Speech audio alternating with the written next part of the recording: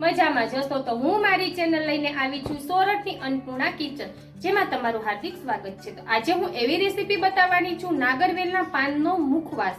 એકદમ mouth fresh મુખવાસ આપણે બનાવવાનો છે। તો ચાલો સૌથી પ્રથમ આપણે શું શું વસ્તુ એડ કરી છે અને કઈ રીતે બનાવીને તે જોઈ લઈએ।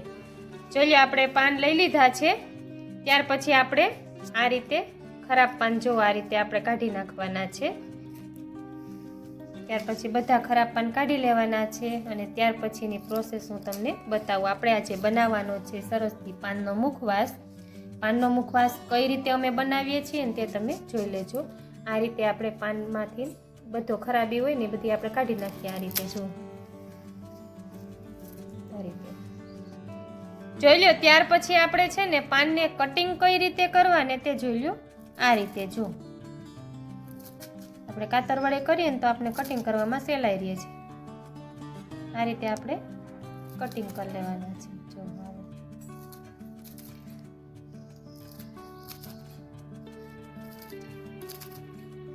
આપણે જેટલા પાનનો બનાવવો હોય એટલા પાનનો આપણે બનાવી શકીએ છીએ। અને નાગરવેલના પાન લીધા છે આપણે।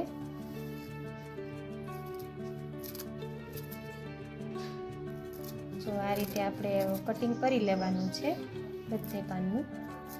અત્યારે આપણે આ બધા પાનનું કટિંગ ચાલો હવે આ રીતે આપણે કરી લઈએ। જો આ રીતે આપણે કટિંગ કરવાનું છે, આવું કટિંગ કરવાનું છે અને આ રીતે કટિંગ કરવાનું છે।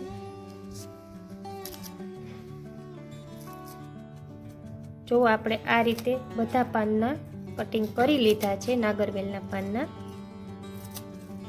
બધા ખરાબ પાન એમાંથી કાઢી લીધા છે અને આ રીતે બધા પાનનું કટિંગ આપણે જો આ રીતે કરી લીધું છે।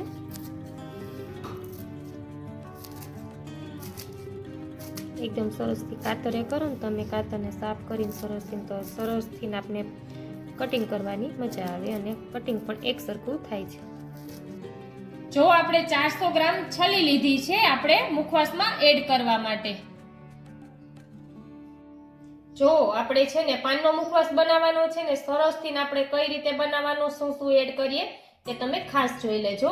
આપણે છે ને છલી લીધી છે, તેને 400 ગ્રામ આપણે લીધી છે। જોઈ લો આ રીતે સરસથી। હવે આપણે એને એક કડાઈ લીધી છે ને તેમાં બધું આપણે એડ કરીને સરસથી મિક્સ કરવાનું છે। તો આપણે જો સૌપ્રથમ એમાં છલી એડ કરી છે આ રીતે। જોઈ લો આપણે 400 ગ્રામ ધાણા દાળ લીધી છે, તેને પણ આપણે છલી એડ કરી છે। એની સાથે પછી આપણે આને એડ કરી દેશું, કેમ કે આપણે બધી વસ્તુ મિક્સ કરવાની છે તે માટે। આને પણ આપણે 400 ગ્રામ લીધી છે, 400 ગ્રામ છલી લીધી છે, 400 ગ્રામ ધાણા દાળ લીધી છે। એ રીતે બધું તમને કેટલું લીધું ને બધું મિક્સ કરીને બતાવીએ। જોઈ લો આપણે આ ગુલાબનું જેલી ક્રિસ્ટલ લીધું છે। આપણે પાનનો મુખવાસ બનાવવાનો છે ને એમાં આ પણ એડ કરવાનું છે, જેથી સરસથી આપણો સ્વાદ આવે છે। તો આ આપણે છે ને 150 ગ્રામ લીધું છે। આપણે 400 ગ્રામ બે વસ્તુ ઉમેરી છે અને આપણે આ જે ગુલાબનું જેલી ક્રિસ્ટલ છે ને તે 150 ગ્રામ લીધું છે, તેને પણ આની સાથે આપણે એડ કરશું। આ તમને મળી રહેશે બજારમાં। જો આપણે એને એડ સાથે કરી દીધું છે।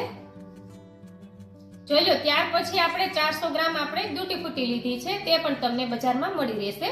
તો જોઈ લો આપણે અત્યારે કલરફુલ લીધી છે, તમે કોઈ પણ કલરની તેમાં લઈ શકો છો। અત્યારે આને પણ આપણે 400 ગ્રામ લીધી છે આ રીતે। જો સરસથી આપણે એની સાથે પણ આપણે એડ કરી દીધી છે।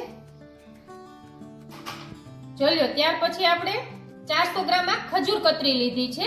જો આ પણ તમને બજારમાં મળી રહે છે, તો એને પણ આપણે 400 ગ્રામ લીધી છે। જો તમે આ મુખવાસમાં આ બધું એડ કરીને કરશો ને તો જ તમને મુખવાસનો સ્વાદ કંઈક અલગથી આવશે અને અમે બનાવીએ એ રીતે।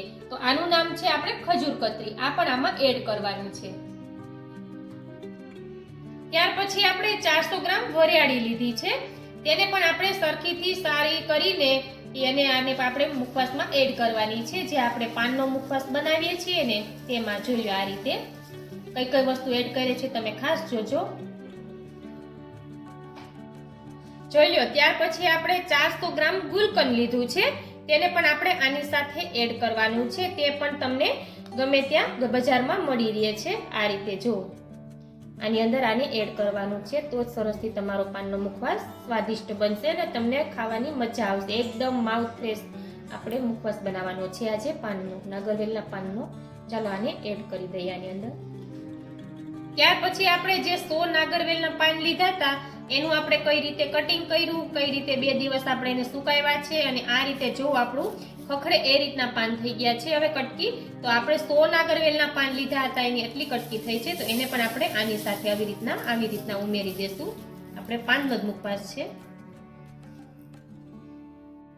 જો આપણે પાનના મુખવાસમાં આપણે ચટણી પણ ઉમેરીએ છીએ, જે 2 પ્રકારની આપણે પાનમાં ઉપયોગ કરે છે ને બધા, તે રીતના આપણે આમાં પણ ચટણીનો ઉપયોગ કરવાનો છે. જો આપણે તમને દેખાય જ છે, ગોલ્ડન છે, એક સિલ્વર છે, તો એ પણ ચટણીનો આપણે મુખવાસમાં ઉપયોગ કરવાનો છે. તો અત્યારે આપણે આમાં બધી વસ્તુ જો સરસથી ને રાખી દીધી છે. હવે આપણે ચટણી એડ કરીને આપણે સરસથી આને બધું મિક્સ કરી દેશું. આજે આપણે બનાવવાનો છે સરસથી આપણે નાગરવેલના પાનનો મુખવાસ. જો તો પહેલા આપણે છે ને ચટણીને આ રીતે વરિયાળીમાં મિક્સ કરી દેશું, જેથી સરસથી બધી વસ્તુમાં તે મિક્સ થઈ શકે તે માટે. કેમ કે જો તમે સૌપ્રથમ એમાં પહેલા ઉમેરી દો ને તો એક જગ્યાએ પડી રહે છે, તેથી આ રીતે ગમે તે એક વસ્તુમાં રાખીને તેને પહેલા મિક્સ કરી દેવી, એટલે વરિયાળીમાં તમને સહેલું પડશે તે માટે. જો આ રીતે આપણે 2 ચટણીને આ રીતે મિક્સ કરી દીધું છે. તે તમને મળી રહેશે આપણને બજારમાં આ રીતના ચટણીને બધી વસ્તુ આમાં જે આપણે એડ કરી છે ને તે તમને મળી રહેશે. જો આ રીતે હવે મિક્સ કરી દીધું છે, તેને પણ આપણે આની અંદર એડ કરી દઈશું. જો હવે તેને પણ આપણે એડ કરી દીધું છે અંદર આ રીતે. જો હવે આપણે આ બધું વસ્તુ મિક્સ કરી દીધું છે, અને આપણે મોટું વાસણ લીધું છે, કેમ કે થોડો મુખવાસ આપણે કેટલા ગ્રામનો કર્યો છે તે બતાવ્યું છે. તો આને હવે આપણે આ રીતે બધું મિક્સ કરી દેશું. તમે જોઈ શકો છો આ રીતે આપણે બધી વસ્તુને મિક્સ કરી દેશું. જો આપણે એમાં કેટલી વસ્તુ ઉમેરી છે તે પણ બતાવ્યું છે, અને કેટલી વસ્તુ ઉમેરી છે ને તે પણ બતાવ્યું છે.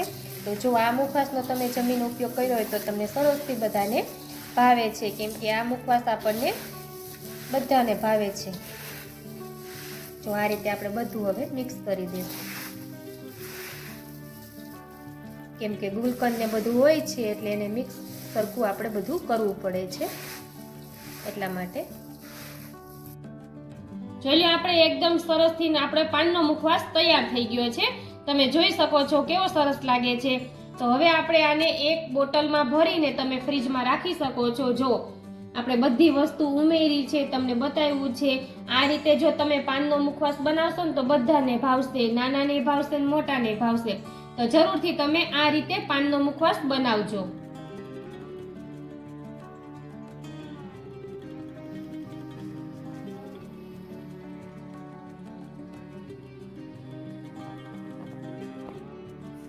તો તમે જોઈ લીધી ને, આપણે બધી વસ્તુ રેડીમેડ આપણને બહારથી મળી રહે છે. તો આ રીતે તમે મુખવાસ બનાવજો, બધાને ભાવશે. લગ્ન પ્રસંગમાં પણ આ રીતે મુખવાસ બનાવવાથી ને આપણે સરસથી જોરદાર સરસથી મુખવાસ બનાવી શકીએ છીએ નાગરવેલના પાનનો. એટલે આપણે એમાં બધી વસ્તુ અમે આ બધી વસ્તુ એડ કરી છે. કોઈ આપણે છલી છે, બધી વસ્તુ આપણે એનું આપણે ગુલાબનું કહેવાય તે છે.